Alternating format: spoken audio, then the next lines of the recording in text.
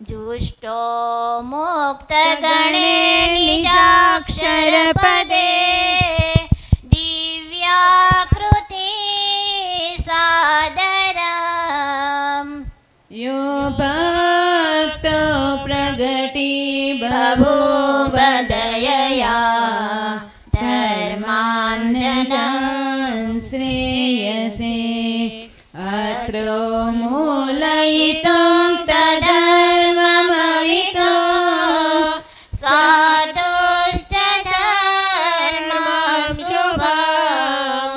ध्यायेतं हरिमेश्वरेश्वरम् સદબુદ્ધિદાં સર્વદા કે અનંત કોટી મુક્તો જેઓની અખંડ સેવા કરી રહ્યા છે તે જ ભગવાન દયાએ કરીને આ પૃથ્વી ઉપર અધર્મ વધી ગયો હતો તેનો નાશ કરવા, ધર્મનું રક્ષણ કરવા, સંતો ભક્તોનું રક્ષણ કરવા ધર્મદેવ અને ભક્તિદેવી થકી પ્રગટ થયા છે. તેમજ સારી બુદ્ધિને આપનારા એવા હે શ્રી હરિજી મહારાજ, હું તમારું ધ્યાન કરું છું એવું મુક્તાનંદ સ્વામીએ મંગલાચરણ પહેલું લખ્યું. અને મંગલાચરણ કરતાં કરતાં મહારાજના એક પછી એક શ્લોક લખતા ગયા. અને મુક્તાનંદ સ્વામીએ એવું પોતાના ગ્રંથ મહાત્મામાં એવું લખ્યું છે કે પોતે આ ગ્રંથ શા માટે લખે છે તો કે ભગવાન અને ભગવાનના સંત અને ભગવાનના ભક્તને પ્રસન્ન કરવા માટે હું આ ગ્રંથ લખું છું. એ મુક્તાનંદ સ્વામી કે મારે બીજી કોઈ જ ઈચ્છા નથી, માત્ર ને માત્ર મને એક જ ઈચ્છા છે કે ભગવાન ને ભગવાનના સંત અને ભગવાનના એવા એકાંતિક ભક્ત મારા ઉપર પ્રસન્ન થાય એના માટે હું આ ગ્રંથ લખું છું. એવી રીતે મુક્તાનંદ સ્વામીએ મહાત્મા ભાગ લખ્યો. અને મહાત્મા ભાગની શરૂઆતની અંદર એવું કહે છે કે મહારાજ ધામમાં ગયા અને પછી એક દિવસ રઘુવીરજી મહારાજ અને અયોધ્યા પ્રસાદજી મહારાજ બંનેને એમ થયું કે મહારાજ જે દિવસથી ધામમાં ગયા છે ને તે દિવસથી આ સત્સંગની અંદર બધા વિરહમાં ને વિરહમાં ઝૂરી રહ્યા છે. કોઈ આ વિરહમાંથી બહાર આવતું નથી.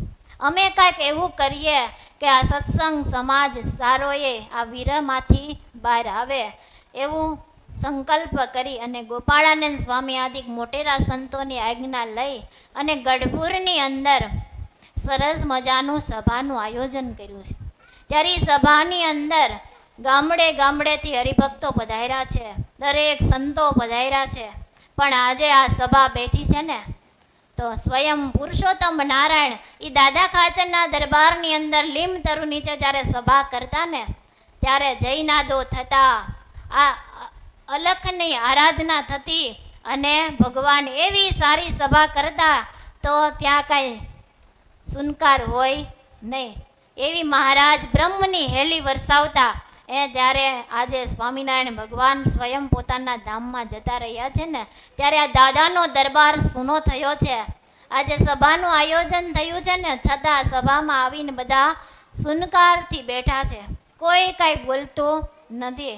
ત્યારે અયોધ્યા પ્રસાદજી મહારાજ ને રઘુવીરજી મહારાજ પ્રેમાનંદ સ્વામીને આજ્ઞા કરે છે કે સ્વામી તમે ભગવાનની દિવ્ય લીલા ચરિત્રોને યાદ કરી કરીને ઘણા કીર્તનોની રચના કરી છે, તો આજે આ સભાની અંદર તમે મહારાજ ધામમાં ગયા પછી ક્યારેય કીર્તન ગાન કર્યું નથી, તો મહારાજની યાદમાં આજે તમે એવું સરસ મજાનું કીર્તન ગાઓ કે જેથી કરી આ સારાએ સત્સંગ સમાજને વળતા પાણી થાય.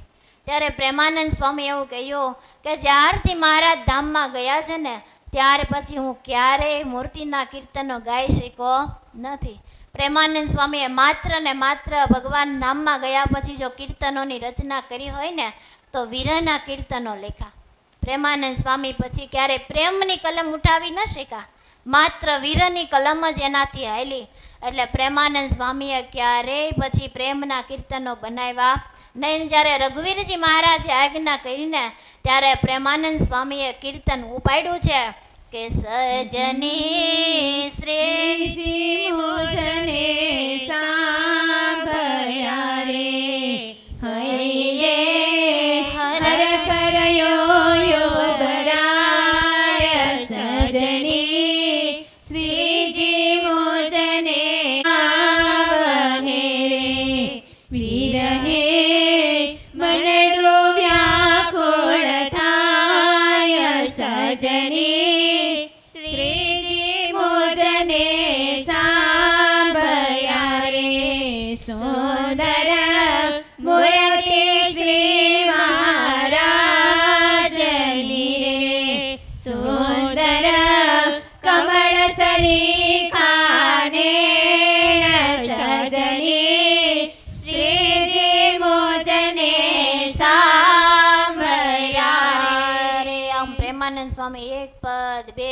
ભરાઈ ગઈ છે અને બધાની આંખમાં આંસુ જોયા ત્યારે રઘુવીરજી મહારાજને ચિંતા થવા લાગી કે અમને તો એમ હતું કે સ્વામી કીર્તન ગાન કરશે તો કાંઈક વળતા પાણી થશે, આ તો વધારે સભા શૂન્ય બની. એમ જ્યાં સંકલ્પ કરે વિચાર કરે ને ત્યારે એ સભાની અંદર શતાનંદ સ્વામી પધાર્યા છે. શતાનંદ સ્વામી પધાર્યા એટલે શતાનંદ સ્વામીનું સ્વાગત કર્યું છે, એમને આસન આપ્યું છે અને રઘુવીરજી મહારાજ ને અયોધ્યા પ્રસાદજી મહારાજ બે હાથ જોડી અને પ્રાર્થના કરે છે કે હે શતાનંદ સ્વામી, કે ભગવાન જ્યારથી ધામમાં ગયા છે ને ત્યારથી કોઈને અંતરની અંદર હરખ છે નહીં, બધા વિરહમાં ને વિરહમાં કાંઈ બોલતા નથી. તમે કાંઈક એવું કરો કે એવા ભગવાનના લીલા ચરિત્રો સંભળાવો કે બધાને વળતા પાણી થાય. અને વળી તમારી પાસે મહારાજે સ્વયં પોતે પોતાની હાથે સત્સંગી જીવન ગ્રંથની રચના કરાવી છે, તો એ ગ્રંથની કથા તમે સંભળાવો. ત્યારે શતાનંદ સ્વામીએ હા પાડી છે. સ્વામીએ દયા કરીને હા પાડી ત્યારે દાદાના દરબારની અંદર મંડપ નખાણો છે અને સત્સંગી જીવનની કથાનું પારાયણ શરૂ થયું છે. અને કથા શરૂ થતાની સાથે એક પછી એક દિવસ વીતતો જાય છે, એમ દરેકના અંતરની અંદર વળતા પાણી થતા જાય છે. અને જ્યાં કથા પૂરી થઈને ત્યાં તો દરેકને નેત્ર આગળ ભગવાનની મૂર્તિના દર્શન થવા માંડ્યા છે. સૌને અંતરમાં શાંતિ થવા લાગી છે. એવો આ સરસ મજાનો સત્સંગી જીવન ગ્રંથની શતાનંદ સ્વામીએ એ દાદાના દરબારમાં બેસી અને કથા સંભળાવી છે. અને આવી રીતે કથા પૂર્ણ થઈ ત્યારે કથા સાંભળવા માટે આવેલા દરેકના અંતરમાં ખૂબ આનંદ થયો. એટલે વાલાબેને એવું કહેવાય કે કથા છે ને એ 3 તાપને તારનારી છે. કયા 3 તાપ? તો કે આદિ, વ્યાધિ અને ઉપાધિ. 3 તાપ હોય ને બધાને, આદિ વ્યાધિ ને ઉપાધિ આવ્યા જ કરે. પણ આદિ વ્યાધિ ને ઉપાધિ કોને કહેવાય? તો કે આદિ એટલે માનસિક દુઃખ, કે માણસ પાસે ગમે એટલા રૂપિયા હોય પણ પોતાની માનસિકતા સ્વસ્થ ન હોય ત્યારે શાંતિથી જીવન જીવી શકે નહીં. પોતાનું જ રૂપિયો પોતાને બોજરૂપ માનવા લાગે, એ એની આદિ. કે એ આદિથી શાંતિ મેળવવી હોય તો ક્યાં જવું પડે? તો કે ભગવાનના લીલા ચરિત્રો સાંભળવા પડે. ભગવાનના લીલા ચરિત્રો સાંભળે તો મનમાં શાંતિ થાય એટલે આદિ મટી જાય. વ્યાધિ એટલે શારીરિક રોગ, કે અનેક પ્રકારના રોગો આવે. કોકને તાવ આવે, કોકને એવી બીમારી આવે અસહ્ય, એને વ્યાધિ કહેવાય. ત્યારે એવું કહેવામાં આવે ઘણાને કંઈક રોગ થયો હોય અસહ્ય, ત્યારે સારો ન થતો હોય તો ઘણાને ડૉક્ટર એવું કહે કે તમે લીમડાનું સેવન કરજો, લીમડા પાસે બેસશો તો તમારો રોગ સારો થશે. એમ આપણા જીવનમાં કયો રોગ લાગુ પડ્યો છે? તો કે જન્મ મરણનો. જન્મ મરણનો રોગરૂપી એનાથી બચવું હોય તો આપણે ક્યાં જઈને બેસવું પડે? કથામાં. કથામાં બેસીએ તો વ્યાધિ નામનો રોગ છે એ સંતાપને પામે. અને ઉપાધિ એટલે ક્યારેક અતિવૃષ્ટિ થાય, ક્યારેક અનાવૃષ્ટિ થાય, ક્યારેક દુશ્મનોના દેશમાંથી આપત્તિ આવે ત્યારે એને બહુ મોટી ઉપાધિ કહેવાય. તો એ ઉપાધિને ટાળવી હોય તો કથા ગંગામાં જઈએ, સમજણ લઈ આવે તો અંતરમાં શાંતિ થાય. કે ગમે એટલું જીવનમાં દુઃખ આવે પણ જો એને આપણે દુઃખમાંથી બહાર નીકળવું હોય તો કથા વાર્તાનો યોગ હોય તો અંતરમાં શાંતિ રે. કે સ્વામિનારાયણ ભગવાને ગઢડા પ્રથમના 70મા વચનામૃતમાં કીધું કે સત્સંગ કરે અને સૂળી જેટલું દુઃખ હોય તો કાંટેથી મટી જાય. એટલો મોટો સત્સંગનો મહિમા છે કે સત્સંગ કરવાથી આપણી સારી એ વિપત્તિ ટળી જતી હોય.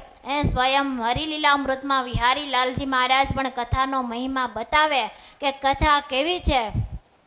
કથા સુણે તે કહી આદિ ભક્તિ, તેથી વધે છે નવધાની વિક્તે. કથા સુણે તે કહી આદિ ભક્તિ, કથાજનો જે જગમાં કુકર્મી. કથા સુણ્યાથી જ થયા સુધર્મી. કથા સુણે તે કહી આદિ ભક્તિ, હરિ કથા જે ન સુણે કાને તેને હરિનું નવ થાય જ્ઞાન કથા સુણે તે કહે આદિ ભક્ત જે અન છોડે નહીં તેની આશા કથા તે જ ભક્તિ થશે નાશ સમીપ આવે મરવાનો જ્યારે સમીપ આવે મરવાનો જ્યારે ધીમ ધીમે નરત જાય કથા સુણે તે કહે આદિ ભક્ત કથા સુણે તે કહે આદિ ભક્તે કે કથા સાંભળીએ તો આપણને ખબર પડે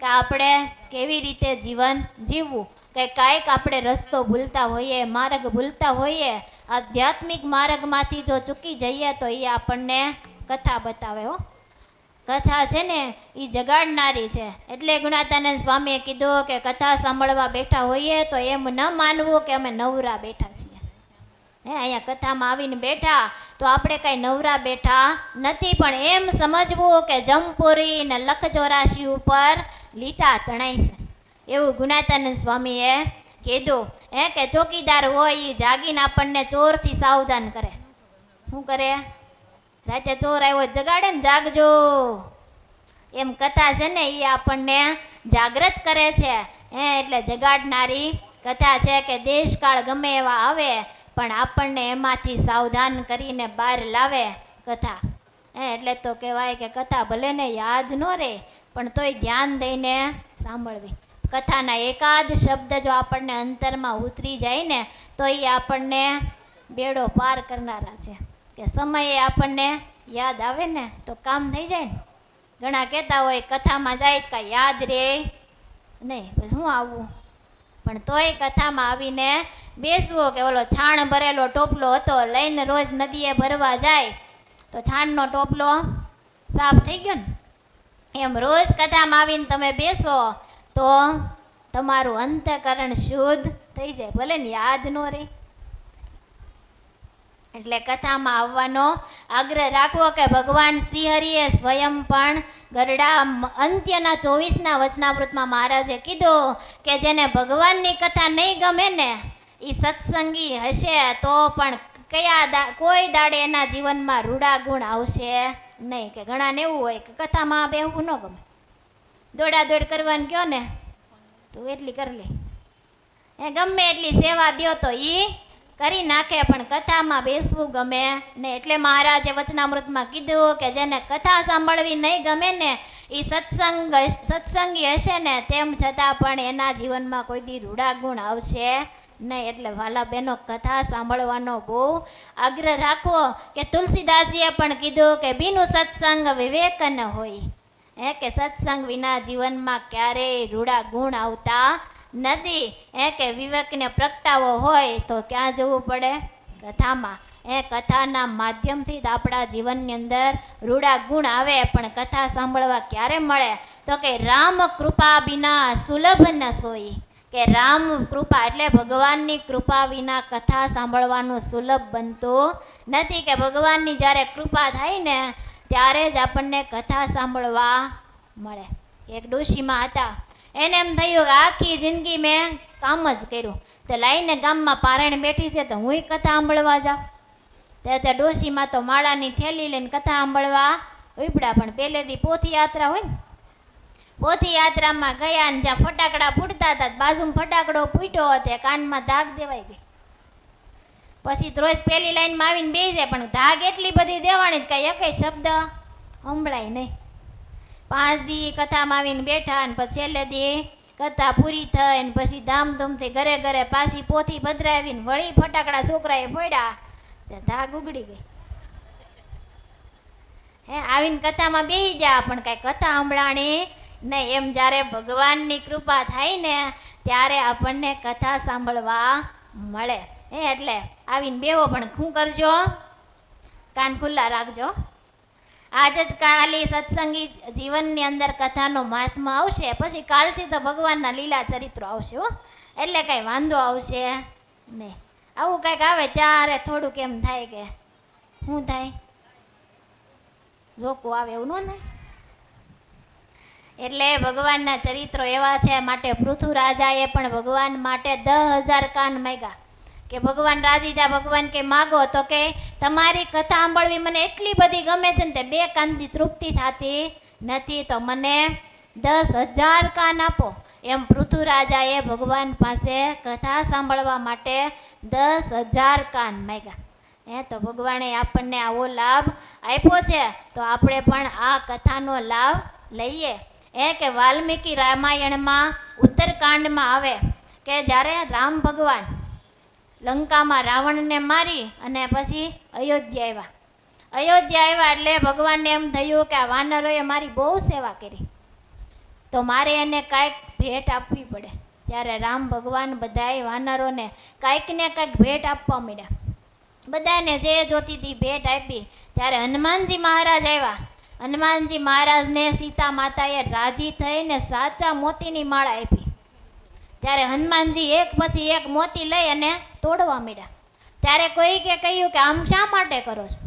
ત્યારે હનુમાનજી કહે કે હું જોઉં છું કે આ મોતીની અંદર મારા રામ છે કે નહીં. ત્યારે કોઈ કીધું કે એ તો મોતીની અંદર જોવો જ, પહેલાં તમારા અંતરમાં જોવો રામ છે કે નહીં. ત્યારે છાતી ચીરીને હનુમાનજી મહારાજે બતાવ્યું કે મારા અંતરની અંદર રામ, લક્ષ્મણ ને જાનકી ત્રણેયનો વાસ છે. એમ હનુમાનજી મહારાજે જ્યારે છાતી ચીરી અને ભગવાનને બતાવ્યું ને ત્યારે ભગવાન પણ બહુ રાજી થયા અને કીધું માગો માગો, જે માગો એ અમે આપીએ. ત્યારે હનુમાનજી મહારાજ કે મારે બીજું કાંઈ જોતું નથી, કે જ્યાં સુધી આ જગત રહીને ત્યાં સુધી હું ચિરંજીવી રહું, અને જ્યાં તમારી કથા બેસે ને ત્યાં હું પહેલો આવીને બેસું. એટલે આપણે આજે હનુમાનજી મહારાજનું પહેલાં આહ્વાન કર્યું કે એ મુખ્ય શ્રોતા છે, એને ભગવાનની કથા સાંભળવી બહુ ગમે, એટલે પહેલાં બોલાવવા પડે ને. એટલા માટે આપણે પહેલું મંગલાચરણ હનુમાનજી મહારાજનું કર્યું કે આઈએ હનુમંત બિરાજીએ કથા કરું મતિ અનુસાર. કે મને જેવી ભગવાને મતિ આપી એ પ્રમાણે હું કથા કરું, પણ તમે પધારો પ્રેમ સહિત ગાદી ધરું, પધારો પવન કુમાર. કે હનુમાનજી મહારાજ એવું વરદાન ભગવાન પાસે માગી લીધું કે જ્યાં જ્યાં કથા થાય ને ત્યાં મારું પહેલું આસન હોવું જોઈએ. ઘણા બાઈઓને ટેવ હોય ને, ગમે એટલા વાહે આવ્યા હોય તોય પહેલી સીટ જ ગમે. એમ હનુમાનજી મહારાજ પહેલી સીટે બેસતા પણ બરાબર કથા સાંભળતા. હો, ઘણા પહેલી લાઈનમાં બેસી જાય પણ પછી કાંઈ યાદ હોય નહીં. કોઈક બહાર જઈને પૂછે હું સાંભળે, એ તો કાંઈક વાતું કરતા હતા બેન, એ અમને કાંઈ ખબર નથી. ઓલાને જવું થાય ગામમાં કથા બેઠી, બાબલા બધા કથા સાંભળવા જાય. કથા સાંભળીને હાલતા થયા તે એક બાપા બીજા બાપાને પૂછે એટલે આજ કથા ક્યાં પૂગી? એ કે એ તારે ને મારે ક્યાં ઉપાધિ કરવી, વક્તાને યાદ રાખવાનું. એને કાલ આવીને કથા કરવી છે, જ્યાં પૂરી કરી છે ત્યાંથી ચાલુ કરશે. આપણે જઈને બેસી જાઓ ને એ ટાઢે પંખે, એ વક્તા જ્યાંથી શરૂ કરવી ને જે કેવું હોય એ કીધા કરશે. એમ કથા સાંભળવા આવો તો એવું કરવું નહીં કે ભગવાનના ચરિત્ર છે ને એ શાંતિને આપનારા છે. એ મુક્તાનંદ સ્વામી મહારાજને એકવાર કીધું કે મહારાજ કંઈક શાંતિ થાય એવી વાત કરો. મહારાજ કે આમ ચપૈયામાં જઈને ત્યાં બાલ ચરિત્રો કર્યા, એ બાળ મિત્રો આરામ જાંબુડા ખાવા જતા, ક્યારેક નારાયણ સરોવર નાવા જઈએ, એમ મહારાજ બાલ ચરિત્ર કહેવા માંડ્યા. ત્યારે મુક્તાનંદ સ્વામી કે મહારાજ એ તો બધી ખબર છે, કંઈક અંતરમાં શાંતિ થાય એવી વાત કરો. ત્યારે મહારાજે ફરીને વન વિચરણની વાત કરી. ત્યારે મુક્તાનંદ સ્વામીએ ફરી મહારાજને કીધું મહારાજ એ બધી ખબર છે. ત્યારે મુક્તાનંદ સ્વામીને મહારાજ કહે છે કે અરે મુક્તાનંદ સ્વામી, અમારા ચરિત્રમાં જેવી શાંતિ છે ને એવી બીજે ક્યાંય શાંતિ છે નહીં. એટલા માટે મહારાજ કે અમારા ચરિત્રનું ચિંતન કરવાનો અભ્યાસ કાયમ રાખવો, કે ભગવાનના ચરિત્રનું ચિંતન કરશું ને તો આપણા અંતરની અંદર કાયમને માટે શાંતિ રહેશે. એમ મુક્તાનંદ સ્વામીએ કથાનો મહાત્મા ભાગ લખ્યો કે કથાનો બહુ મોટો મહિમા છે. ત્યારે જ્યારે શતાનંદ સ્વામીએ દરબારગઢની અંદર કથા કરી, કથા પૂર્ણ થઈ, પછી સમય વીતતો હતો. ત્યારે ઝીણાભાઈ કહેતા હેમંતસિંહ રાજા જુનાગઢના નરેશ કહેવાય, એ આવ્યા. આવી અને શતાનંદ સ્વામીને બે હાથ જોડીને એમ કહે છે કે શતાનંદ સ્વામી તમે શ્રીમદ સત્સંગી જીવન નામનો ગ્રંથ લખ્યો છે, એ ગ્રંથ મને સંભળાવો ને. એટલું જ નહીં, પણ ગ્રંથની સાથે સાથે એ ગ્રંથ સાંભળવાનો કેટલો મહિમા છે, એ ગ્રંથ સાંભળ્યા પછી શું ફળની પ્રાપ્તિ થાય, એ ગ્રંથ સાંભળવાનો અધિકાર કોને છે, એ ગ્રંથ કઈ જગ્યાએ બેસીને સાંભળવો જોઈએ, એ ગ્રંથના વક્તા કેવા હોવા જોઈએ, એ ગ્રંથના શ્રોતા રહ એટલે કે શ્રોતા કેવા હોવા જોઈએ, અને એ ગ્રંથ પૂર્ણ થાય ત્યારે શ્રોતાએ વક્તાને શું આપવું જોઈએ એ બધુંય તમે મને કહો. એમ હેમંતસિંહ રાજાએ શતાનંદ સ્વામીના 7 પ્રશ્ન પૂછ્યા હો, એકારે 7 પ્રશ્ન પૂછી લીધા. મહિમા શું કહેવાય, એનું ફળની પ્રાપ્તિ શું કહેવાય, ક્યાં બેસીને સાંભળવી, કોના મુખે સાંભળવી, અને એ સાંભળવા બેસનારા શ્રોતાય પણ કેવા હોવા જોઈએ, કથા સાંભળ્યા પછી દક્ષિણામાં શું આપવું, એ બધું હેમંતસિંહ રાજાએ જ્યારે શતાનંદ સ્વામીને પૂછ્યું છે ને, ત્યારે શતાનંદ સ્વામી બહુ રાજી થયા છે. શતાનંદ સ્વામીના મોઢામાંથી શબ્દ નીકળ્યા કે સાધુ પૃષ્ઠમ ત્વયા રાજમ, કે તારો પ્રશ્ન બહુ સારો છે. શા માટે? તો કે તારો પ્રશ્ન પોતાના માટે નહીં પણ પરમાર્થને માટે છે. જ્યારે સ્વામીએ પરોપકાર જોયો છે ને ત્યારે બહુ રાજી થયા છે, અને એમ કહેવા માંડ્યા કે હે શતાનંદ સ્વામી કહે છે કે હે હેમંતસિંહ રાજા, તમે જે પ્રશ્ન પૂછ્યા ને એના અમે એક પ્રશ્નના એક ઉત્તર કરીશું. હે શતાનંદ સ્વામી બહુ રાજી થઈ ગયા અને હેમંતસિંહ રાજાને પોતાના પ્રશ્નના ઉત્તર દેવા માંડ્યા. એવી રીતે શતાનંદ સ્વામીને જ્યારે પ્રશ્ન પૂછ્યા ને ત્યારે શતાનંદ સ્વામી રાજી થયા કે પરોપકાર માટે પ્રશ્ન પૂછ્યો એટલે રાજી થયો, પોતાનો એમાં કોઈ સ્વાર્થ હતો નહીં, પરમાર્થે પ્રશ્ન પૂછ્યો ત્યારે રાજા ઉપર રાજી થઈ. અને શતાનંદ સ્વામી એટલે મૂર્તિમાં રમનારા સાધુ, એને પળવાર પણ સમય હોય નહીં, પણ હેમંતસિંહ રાજા એવા ભગવાનના ભક્ત હતા, એને કથા સાંભળવાનો એટલો બધો હરખ હતો ને, ત્યારે શતાનંદ સ્વામીએ સામે ચાલીને હા પાડી. કે શતાનંદ સ્વામી કેવા હતા તો કે મહારાજ એક વખત ધમડકા ગયેલા, મહારાજને ભુજ જવું હતું એટલે મહારાજ વચ્ચે ગામ ધમડકા આવ્યું ત્યાં રોકાણા. ધમડકા મહારાજ 2-4 દી રોકાઈને પછી મહારાજે ત્યાંથી વિદાય લીધી. વિદાય લઈ અને મહારાજ કચ્છમાં તેરા ગામ છે ને ત્યાં ગયા. ત્યાં મહારાજ 6 મહિના રોકાણા. 6 મહિના રોકાઈને મહારાજ ફરીવાર ધમડકા આવ્યા. ત્યારે નાના હરિભક્તો મહારાજને પ્રાર્થના કરવા માંડ્યા, મહારાજ તમે આટલા મહિના ગયા તો તમારા હારે ઘણા સાધુ હતા, એકાદ સાધુને અહીંયા મૂકતા ગયા હોત તો અમને સત્સંગનો લાભ મળત. એમ ધમડકાના ભક્તોએ મહારાજને કીધું. ત્યારે મહારાજ કહે કે અમે શતાનંદ સ્વામીને જ મૂકતા ગયા હતા. હરિભક્તો કે પણ અમે જ ક્યાંય જોયા નહીં, ક્યાં હતા? ત્યારે મહારાજે કીધું કે આ જે ઓરડી છે ને એની અંદર શતાનંદ સ્વામી ધ્યાનમાં બેઠા હતા. ત્યારે હરિભક્તો કે અરે મહારાજ અમે તો એમાં કડપ ભરી દીધી, અમે તો સ્વામીને જોયા નહીં. એમ જ્યારે શતાનંદ સ્વામી 6 મહિના સુધી ધ્યાનમાં બેઠા, એ કેવા સમર્થ સાધુ કે ભગવાનની મૂર્તિમાં રમનારા સાધુ. પણ હેમંતસિંહ રાજા જ્યારે આવ્યા ને ત્યારે રાજી થઈને કીધું કે આવો તારા એક પ્રશ્નના અમે ઉત્તર દઈશું. કે વેપારી હોય ને એ ગ્રાહકને ઓળખી રાખે, કે પોતાની દુકાને જ્યારે ગ્રાહક આવે ને એટલે ઓળખી રાખે. કે ઘણા કેવા ગ્રાહક હોય ખાલી પૂછવા આવે, ખાલી પૂછીને વયા જાય, આ કેટલાનું, ના કેટલાનું, નાનું હું એટલે એ પૂછીને વયા જાય. ઘણા એવા હોય હાવ નવરાય છે તો હાલો દુકાને જઈને દુકાનવાળાને માથું ખાય. એટલે ઘણા ગ્રાહક માથું ખાવા આવે અને ઘણા ખરીદી કરવા માટે આવે. એટલે જે દુકાનદાર હોય ને એ ગ્રાહકને ઓળખી રાખ્યા હોય, કે પગથિયું ચડે ને ત્યાં ખબર પડી જાય માથું ખાવા આવ્યા, એટલે એને એ પ્રમાણે જવાબ મળે. ઘણા ખાલી જોવા આવ્યા હોય તો ગ્રાહકને ઓળખી રહે વેપારી, એટલે એને એ પ્રમાણે જવાબ આપે ને જે ખરીદી કરવા આવ્યા હોય એને પ્રેમથી આપે ને જવાબ, જે જોઈએ એ બતાવે, જેવું કે એવું બતાવે. એમ જ્યારે વેપારી પગથિયું ચડે ને ત્યાં ગ્રાહકને ઓળખી જાય ને, એમ સાધુ છે ને ભગવાનનો ભક્ત આમ પગથિયું ચડે ને ત્યાં ઓળખી જાય કે આ કેવો ભગવાનનો ભગત છે, આની યાર માથાકૂટ કર્યા જેવી છે કે નહીં. એટલે એવા ભગવાનના ભક્ત થવું કે સાધુ આપણને સામે આલીને ભગવાનની વાતો કરે કે આપણું જીવન એવું ન બનાવવું કે સાધુ આપણે યાર બોલતા બંધ થઈ જાય. જે દિવસે સાધુ બોલતા બંધ થાય ને ત્યારે એમ માનવું કે મારા જીવનમાં કાંઈક ખામી આવી છે. ત્યારે જ સાધુ આપણી સાથે બોલતા બંધ થાય. એમ શતાનંદ સ્વામી એવા ભગવાનની મૂર્તિમાં રમનારા અલમસ્ત સાધુ પણ આજે ઝીણાભાઈને ઓળખી જાય. પોતે જાણે છે કે આ ભગવાનના એવા ભક્ત છે કે ભગવાન પોતાને અર્થે નહીં પણ પરોપકાર માટે એણે પ્રશ્ન કર્યો.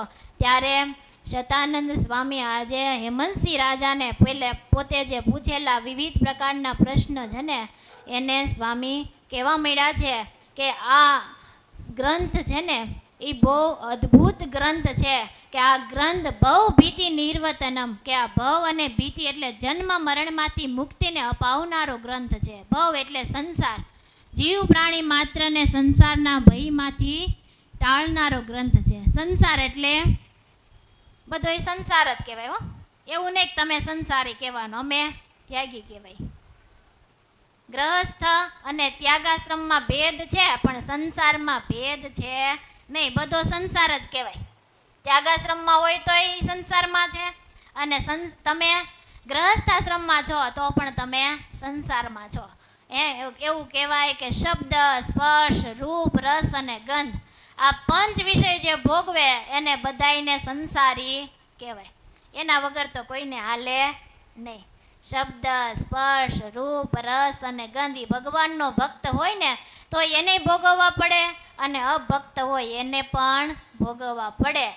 પણ એ કયા ભોગવે છે એના ઉપર નક્કી થાય કે ગ્રહસ્થ આશ્રમમાં રહી અને જો ભગવાનમય જીવન જીવતા હોય ને તો એને એવું કહેવાય કે આ શ્વેત કપડે કહેતા ધોળા કપડે સાધુ છે.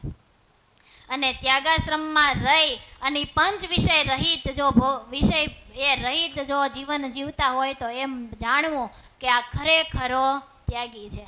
એટલે મહારાજે વચનામૃતમાં પણ બતાવ્યું કે જ્યારે પંચવ્રતમાનનો કોઈ ભંગ કરે ને ત્યારે એનો અવગુણ લેવો, બાકી એના જીવનમાં ગમે એવી ભૂલ થઈ જાય તો એ ક્યારે એનો અવગુણ લેવો નહીં. મહારાજ કે અવગુણથી ને દોષથી તો બહુ બીવું, એનથી તો ડરતા રહેવું. કેમ કે એ કેવા છે?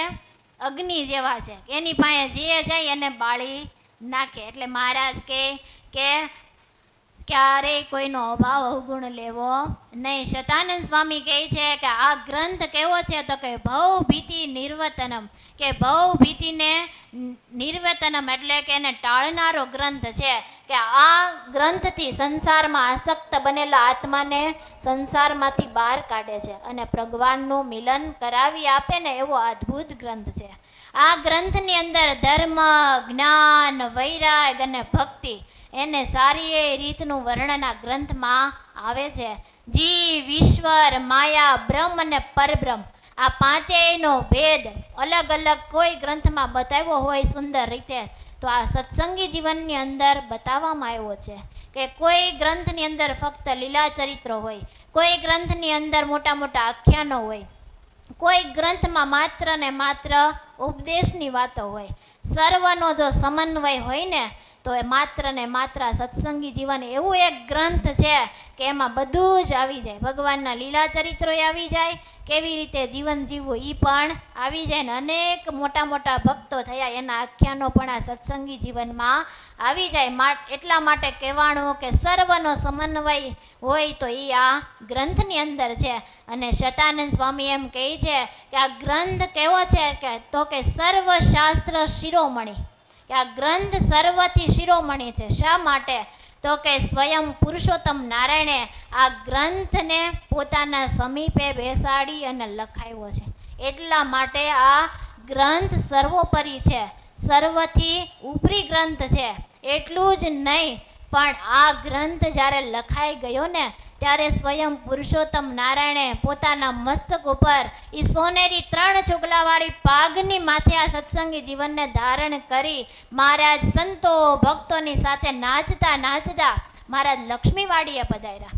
એટલું જ નહીં, લક્ષ્મીવાડીએ પધારીને મહારાજે બેઠકે આ ગ્રંથનું સ્થાપન કર્યું. સ્વયં પુરુષોત્તમ નારાયણે આ ગ્રંથની આરતી ઉતારી. માટે આ ગ્રંથને સર્વશાસ્ત્ર શિરોમણી અને મહારાજે પણ બિરુદ આપ્યું છે કે શતાનંદ સ્વામી, તમારા હાથે જે ગ્રંથ લખાયો છે ને એ સર્વશાસ્ત્રોમાં શિરોમણ ગણાશે, એટલા માટે આ ગ્રંથને સર્વશાસ્ત્ર શિરોમણી કહેવામાં આવે છે. અને આ ગ્રંથની જ્યારે શરૂઆત થાય ને ત્યારે રુદંતી સર્વ પાપાની, સર્વ પાપ રોવા લાગે છે. તમે બધા આજ કથામાં આવ્યા ને તો તમારા બધાના પાપ દરવાજે ઊભા ઊભા રોવે છે. હવે શું કરશું, આ બધા કથામાં જઈને બેઠા છે, હમણાં આ કથા હારે લઈને આવશે તો આપણે બધા ક્યાં જાવું, એમ બધાય રોવે છે. ત્યારે નાના નાના પાપ રોવા લાગ્યા ને ત્યારે એક મોટા પાપે કીધું રોમાં રોમાં. આ બધાય તમ તાર કઈ એવા સીધા છે નહીં. હમણાં કથા સાંભળીને બહાર નીકળશે ને એટલે હવના ગોતીને હવને વળગી જાય છે. એટલે એકાબીજાને નહીં ચોટી જાય, હવના હવને ચોટી જાય ને. ક્યાંયથી મીણ લગાવીને જવાનું. નાના છોકરા રમતા હોય તો એક બીજો ગાળી દે, તેમ કે તમતા દેવી એટલી દે, મારા બટનને મીણ છે એમ કહેતા ને તમે નાના હતા તે. એમ અહીંથી બટનને મીણ લગાવીને જાજો એટલે પાપ વળગે નહીં. એટલે આ ગ્રંથની જ્યારે શરૂઆત થઈ ને ત્યારે સર્વ પાપ રોવા લાગે છે. એવું આ ગ્રંથ સાંભળવાનું બહુ મોટું ફળ છે કે આખા જગતને કોઈ રોવરાવતું હોય ને તો કોણ છે? સર્વના પાપ છે. પાપ બધાને રોવરાવે, કેમ કે જેવા કર્મ કર્યા હોય એવું ભોગવવું પડે ને. હસતા હસતા કરેલું કર્મ રોતા રોતા ભોગવવું પડે. એટલે કાર્ય કરવું, કોઈ કર્મ કરવું તો એવું સત્કર્મ કરવું કે જેનાથી આપણા જીવનમાં રૂડું થાય, આપણા દેહની દુર્ગતિ ન થાય ને એવું સત્કર્મ કરવું. કે આ ગ્રંથ એવો છે કે સર્વ પાપને ટાળી નાખનારો છે. સર્વ પાપ રોવા મળે, પાપમાંથી મુક્ત થઈ અને આપણે ભગવાનના ભક્ત બની શકીએ. માત્ર આ કથાનું એક મુહૂર્ત અથવા અડધો મુહૂર્ત શ્રવણ કરો ને તો પણ આ આપણા સર્વ પાપ ધોવાઈ જાય. એવો આ ગ્રંથનો બહુ મોટો મહિમા છે. એટલે ભગવાને કીધું કે કરોડો કામ બગાડીને એક મોક્ષ સુધારી લેવો. કે ગમે એટલા કામ બગડી જતા હોય ને તો પણ બગડવા દેવા, પણ ક્યારેય આપણા હાથમાંથી આવો અમૂલ્ય લાભ જવા દેવો નહીં. એટલે ભગવાન એવું વચનામૃતમાં પણ કીધું કે પોતાના કલ્યાણને જતને કરીને રાખવું. પણ એ કોણ રાખી શકે? તો કે કુશાગ્ર બુદ્ધિવાળો હોય ને એ પોતાનો જન્મ સુધારી શકે. બાકી તો બધાય માયામાં લેવાઈ જાય. ક્યારે મોત આવીને ઊભું રહી જાય એનું કાંઈ ખબર રહે નહીં. જન્મા કરે અને મર્યા કરે, કોઈ દી એનો અંત આવતો નથી. એટલે રામતીર્થ પરમહંસે એવું કીધું કે જે દિવસથી મેં સાંભળ્યું છે કે જિંદગી એક મોત છે ને ત્યારથી હું એ મોતને ગોતું છું. કે જો એ મોત મારી હાથમાં આવી જાય ને તો હું એને પકડી લઉં. પણ મોત ક્યારેય કોઈના હાથમાં આવે નહીં. ક્યારે આવીને ઊભું રહી જાય કાંઈ ખબર રહેતી નથી. એટલે એ મોત આવે ને એ પહેલાં આપણા જીવનને સુધારી લેવું. બાકી તો દેહ જન્મા કરશે ને મર્યા કરશે. પણ ભગવાનનું ભજન કરશું ને તો જ આપણે આ છેલ્લો જન્મ કરી શકશું.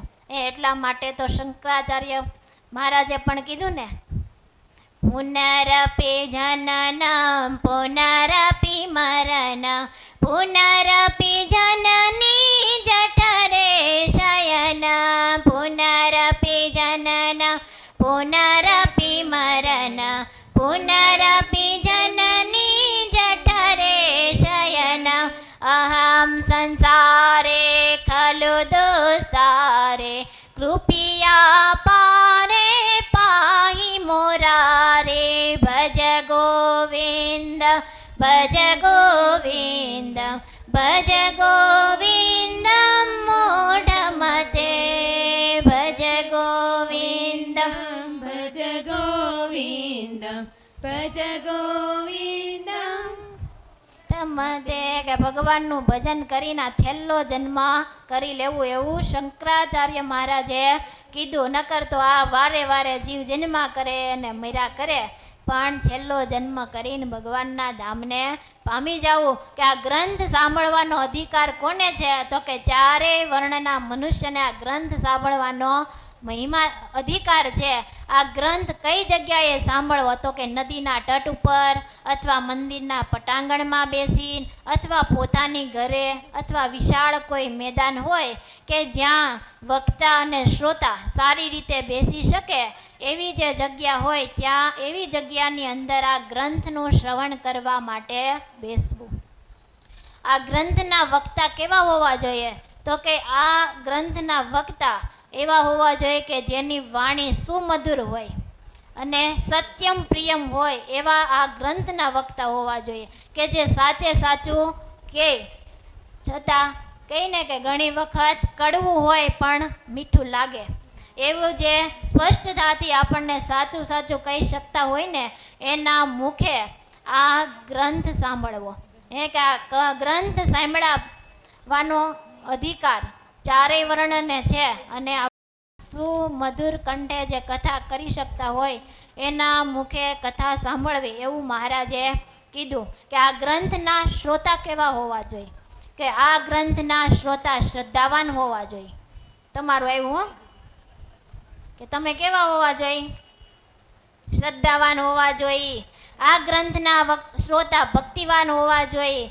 હૃદયમાં માત્ર ને માત્ર કેટલી અપેક્ષા હોય? તો કે મને ખરેખરો ભગવાનમાં હેત અને પ્રેમ વધે, મારા હૃદયરૂપી મંદિરમાં ભગવાનનું પ્રાગટ્ય થાય એવી અંતરની અંદર ઈચ્છા હોય ને એ આ ગ્રંથના શ્રોતા થઈ શકે. બાકી આ કથાની અંદર તો ઘણા શ્રોતા આવે હો. ઘણા શ્રોતા કેવા હોય? તો એમ થાય હાલો નવરા બેઠા છીએ ઘડીક કથામાં જઈ આવી. ઘણા શ્રોતાને એમ થાય ચપ્પલ જૂના થઈ ગયા તો હાલો બદલી આવી. ઘણા એમ થાય કે હાલો વક્તા કેવા છે એ તો જોઈ આવી. કે વક્તા હું કથા કરે કેવાક છે, હરખી બરાબર કથા કરે છે કે નહીં એ જોઈ આવે. એટલે ઘણા જોવા આવે. પણ ખરેખર શ્રોતા કોને કહેવાય?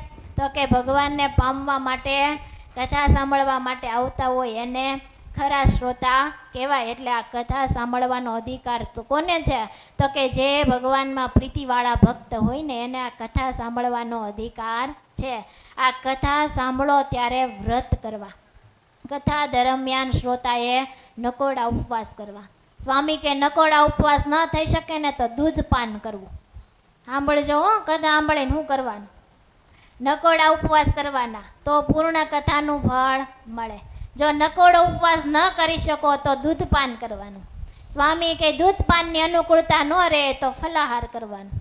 સ્વામી નજી દયા આવી. સ્વામી કે ફલાહારથી ન પતે તો ફરાળ કરજો. એથી ન રહી શકો તો એક ટાણું તો અવશ્ય કરવું. એટલા માટે 5 દિવસ સુધી સત્સંગી જીવનની કથા છે. અધિકમાં ચાલે છે એટલે ઘણા તો એક દાણા કરતા જ હશે, પણ ન કરતા હોય એણે આ 5 દિવસ કથા સાંભળવા માટે આવો છો તો એવું નિયમ લેવું કે અમે એક ટાણા કરશું, કથા સાંભળશું, એનું ફળ મળશે. અને સાથે સાથે અધિક મહિનો છે એટલે અધિક માસનું પણ ફળ મળશે. એટલે શ્રોતા કથા સાંભળવા માટે આવે ત્યારે આવી રીતે નકોડા ઉપવાસ, ફલાહાર અથવા એક ટાણું કરી અને કથા સાંભળવા આવે. કથા કેવી રીતે સાંભળવી? તો કે કથા સાંભળવા બેસીએ ત્યારે લાંબા પગ કરવા નહીં. વ્યવસ્થિત બેસી અને કથા સાંભળવી. કથા સાંભળતા સાંભળતા કોઈ વસ્તુ ચાવવી નહીં. અને ભાઈઓ કથા સાંભળવા માટે બેસે ત્યારે માથે પાઘડી અથવા ટોપી પહેરવી નહીં. પહેરવાની ન હોય ભાઈઓને, એને પાગ ને ટોપી ઉતારીને બેસવાનું. પણ હવે કોઈ પહેરતું નથી એટલે કાંઈ ઉપાધિ છે નહીં. અને બહેનોને માટે એવો નિયમ છે કે જ્યારે કથા સાંભળવા બેસો ત્યારે માથે ઓઢીને બેસવાનું. તમારે ખુલ્લા માથે બેસવાની છૂટી નથી. એટલે માથે ઓઢીને બેસવાનું હો. હાટે પીનું લેતા આવ્યું એટલે લેતા આવજો હારે. ખુલ્લા માથે ક્યારેય કથા સંભળાય નહીં. ભાઈઓ માટે છૂટી છે, ભાઈઓને ખુલ્લા માથે સાંભળવાની ને બહેનોને માથે ઓઢી મર્યાદામાં બેસી અને કથા સાંભળવી. જે બીમાર હોય એના માટે તો કાંઈ બાધ છે ને. એ કદાચ જો સૂતા સૂતા કથા સાંભળે ને તો એના માટે કાંઈ બંધી કરી નથી. એટલે બીમાર વ્યક્તિને માટે બધી પ્રકારની છૂટી હોય, પણ જે સ્વસ્થ છે તો એને વ્યવસ્થિત ભગવાનની આજ્ઞા અનુસાર કથા સાંભળીએ તો આપણને પૂર્ણ ફળ મળે. અને શતાનંદ સ્વામી એવું કહે છે કે કથામાં આવે ત્યારે વગર વાકે વચ્ચે વચ્ચે બોલ્યા કરે તો મર્યા પછી એને ગધેડાનો અવતાર આવે. આજ બધો મહિમા સમજી લેવાનો, એટલે બસ 5 દી શું કરવું એ ધ્યાન રાખવું પડશે ને. એટલે વચ્ચે વચ્ચે વગર કારણનું બોલ્યા કરે એને ગધેડાનો અવતાર આવશે. પછી કથામાંથી ઉઠીને બહાર જઈ અને વક્તાની નિંદા કરે તો સાંભળનારા અને બોલનારા બંનેને 100 જન્મ સુધી ઉપરાપર્યું, એક દારૂ 100 વર્ષ સુધી કૂતરાની યોનિમાં જન્મ આવે. એટલે અહીંથી બહાર જઈને પછી વક્તાને વાતું નહીં કરતા. હું નથી કહેતી હો, સદાનંદ સ્વામીએ કીધું, નકર તમને એમ થાય કે એ વક્તા એટલે એમ કહી દે એટલે નો વાતું કરો. પણ મુક્તાનંદ સ્વામીએ મહાત્મા ભાગની અંદર લખ્યું કે શ્રોતા કથા સાંભળવા આવે ને પછી કથા સાંભળ્યા પછી બહાર જઈ અને વક્તાની નિંદા કરે તો જે બોલે એને જ નહીં પણ બોલે અને સાંભળનાર બેયને 100 જન્મ સુધી કૂતરાનો અવતાર આવે. અને કથા સાંભળવા જ્યારે આવો ત્યારે ખાલી હાથે કથા સાંભળવા આવવો નહીં, ગમે એ કાંઈક હાથમાં લઈ અને આવવું. ઓલા બાપાની જેમ પન્યું લઈને આવો એમ જેમ નહીં કરવાનું. કાં ઠાકોરજી માટે ફળ લાવવું, ફૂલ લાવવું એવું હોય કથામાં જ્યારે આવો ત્યારે. પણ તમને એમ થાય કે એ બધું ક્યાં અહીંયા લઈને આવવું, તો એટલે આપણે કથાનો જે નિયમ છે એ સચવાઈ જાય. ખાલી હાથે ક્યારેય કથા સાંભળવા આવવું નહીં. અને જ્યાં જગ્યા મળે ત્યાં ઊભા રહી પોથીજીને, વક્તાજીને અને મહારાજને દંડવત પ્રણામ કરી અને પછી કથા સાંભળવા બેસવું. એમનામ આવીને સીધું કથામાં બેસી જવું નહીં. અને આ કથાનો પ્રારંભ કરતા પહેલા શું કરવું જોઈએ, તો હેમંતસિંહ રાજાને શતાનંદ સ્વામી એમ કહે છે કે પેલા દેશ દેશાંતરમાં કંકોત્રી મોકલાવી, સગા સંબંધીઓને તેડાવવા, મંડપ નખાવો, એમાં સરસ મજાની વ્યાસપીઠ બનાવરાવવી, એના ઉપર સરસ મજાનો બાજોટ મૂકવાનો અને એના ઉપર સરસ મજાના પોથીજીને પધરાવવાના. પછી કથા સાંભળનારા જે ભક્તો કથા સાંભળવા આવે એના માટે પ્રસાદની વ્યવસ્થા કરવી. આવી બધી પૂર્વ તૈયારીઓ કરી રાખવી અને પછી કથાનો પ્રારંભ કરવો. શતાનંદ સ્વામી એમ કહે છે કે આ શરીર તો કેવું છે, તો કે કૃતજ્ઞ છે. આ શરીર આપણું દુશ્મન છે, આપણું કાંઈ મિત્ર છે નહીં. એટલે આ દેહમાં બહુ પ્રીતિ કરવી નહીં. અસ્થિમ સ્તંભમ સ્નાયુ બંધમ માંસ શોણિત લેપિતમ. આ શરીર તો કેવું છે, તો કે હાડકાનો ઊભો થાંભલો છે. બાકી તો આ ભગવાને ઉપરથી ચામડું એટલું સરસ મજાનું રચી દીધું છે ને તે અંદરની ગંદકી વાળ કાંઈ બહાર દેખાતી નથી. ક્યારેક વધારે વાગી ગયું હોય ને જોઈએ તો આપણે જોઈ શકીએ નહીં, પણ સરસ મજાના ભગવાને આપણને ચામડીથી મઢી દીધા છે. બાકી આ દેહ તો દુર્ગંધ ભરેલો છે. એવું કહેવાય કે સરસ મજાનું ભોજન બનાવ્યું હોય પણ એને શરીરનો યોગ થાય તો સેકન્ડ વારમાં બગાડી નાખે. કે ગમે એટલું સરસ મજાનું મિષ્ટાન હોય કે ગમે એ ફરસાણ હોય, ગમે એ બનાવ્યું હોય તો એ જ્યારે આપણે ખાઈએ અને શરીરની અંદર પ્રવેશ કરે અને બીજી જ સેકન્ડે જો બહાર નીકળે ને તો એને આપણે સામું જોવા તૈયાર થાય નહીં. એવું આ બગાડનારો આ દેહ છે. પણ એની વસ્તુ તમે કોઈ પાત્રની અંદર મૂકી રાખો તો 12 કલાક 24 કલાક 2-3 દી જાય તોય અમુક વસ્તુ બગડે નહીં. પણ એની જ વસ્તુ પેટમાં અંદર મૂકો એ ભેગું બગાડ કરી નાખે. એટલે આ દેહ નઠારો છે કે આનાથી આપણે જે ભજન ભક્તિનું કામ હોય એ કરી લેવું. એટલે શતાનંદ સ્વામી એમ કહે છે કે આ દેહ એવો છે કે હાડ માંસનો ભરેલો છે, એ આપણો દુશ્મન છે, તો એ કંઈ આપણો મિત્ર છે નહીં. પણ આ દેહે કરીને આપણું કલ્યાણ થાય ને એવું કાર્ય સુધારી લેવું. કે આપણે જન્મા તો જન્મ તારીખ કોકે લખાવી, મરશું તો મરણ તારીખ કોક લખાવશે ને. પણ માત્ર ને માત્ર જીવનની અંદર શું કરવું એ આપણા હાથની વાત છે. કે વચ્ચેનો સમયગાળો હોય એમાં આપણે શું લખાવવું એ આપણા હાથમાં છે. એટલે શતાનંદ સ્વામી એમ કહે છે કે આ પંચભૂતનો દેહ છે ને એ નઠારો છે, એ આપણને કાંઈ સુખ આપનારો નથી. માટે નાશવંત આ દેહ વડેથી અવિનાશી સુખ લઈ અને પતરાવાળાને જમી કાઢીને ફેંકી દેવો. જી કે આ દેહ કેવો છે કે તો કે પતરાવાળો છે, કે એ પતરાવાળું જમવા માટે લીધું હોય તો જમીન એને જમી જવાય કે ફેંકી દેવાય? જમીન નાખી દો ને. એમાં દેહ છે ને એ પતરાળાવાળાના ઠેકાણે છે કે એને જમીન ફેંકી દેવાનો. એમાં દેહ કરી અને ખાલી મનુષ્ય દેહથી ભગવાનને પામી જવું જોઈએ. ત્યારે હેમંતસિંહ રાજા સતાનંદ સ્વામીને કહે છે કે તમે આ ગ્રંથ સંભળાવ્યો ત્યારે કોઈને એવો કંઈ પ્રતાપ દેખાણો હોય, કોઈને ફળશ્રુતિ થઈ હોય તો મને એ બતાવો ને. ત્યારે સતાનંદ સ્વામી એમ કહે છે કે કાનપુર શહેરમાંથી માધવરામ નામના એક વિપ્ર હતા, એના દીકરા કલ્યાણજીત હતા. કલ્યાણજીતને એક દિવસ એવું થયું કે એને ત્રણેય કાળનું જ્ઞાન થયું. ભૂતકાળ, ભવિષ્યકાળ ને વર્તમાન કાળ, ત્રણેય કાળનું જ્ઞાન થયું. ત્યારે એને બધું જ દેખાવા માંડ્યું.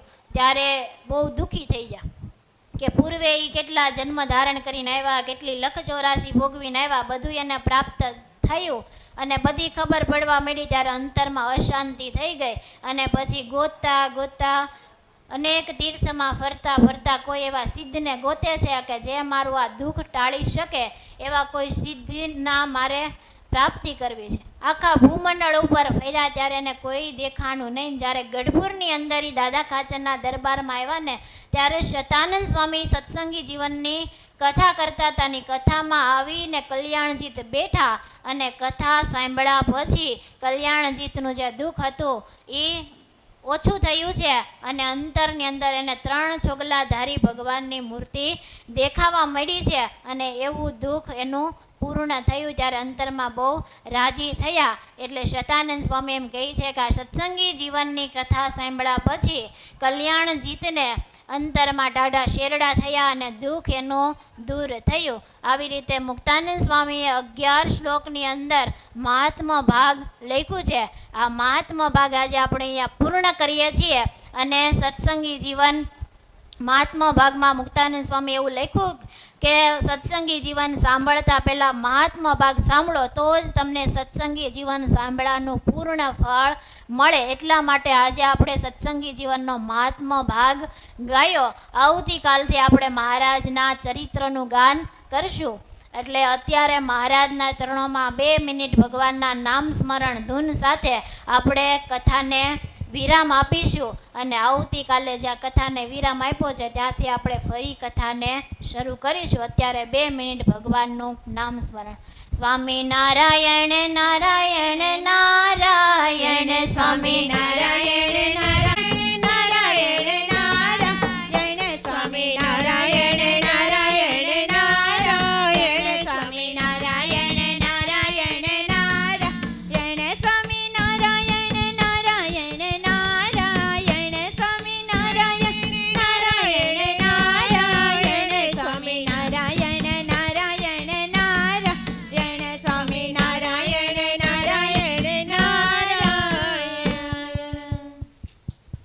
સ્વામી પ્રભુ જય સદગુરુ સ્વામી સહજાનંદ દયાળુ, સહજાનંદ દયાળુ, બળવંત બહુનામી ચરણ સરોજ તમારા વંદો કર જોડી, પ્રભુ વંદો કર જોડી.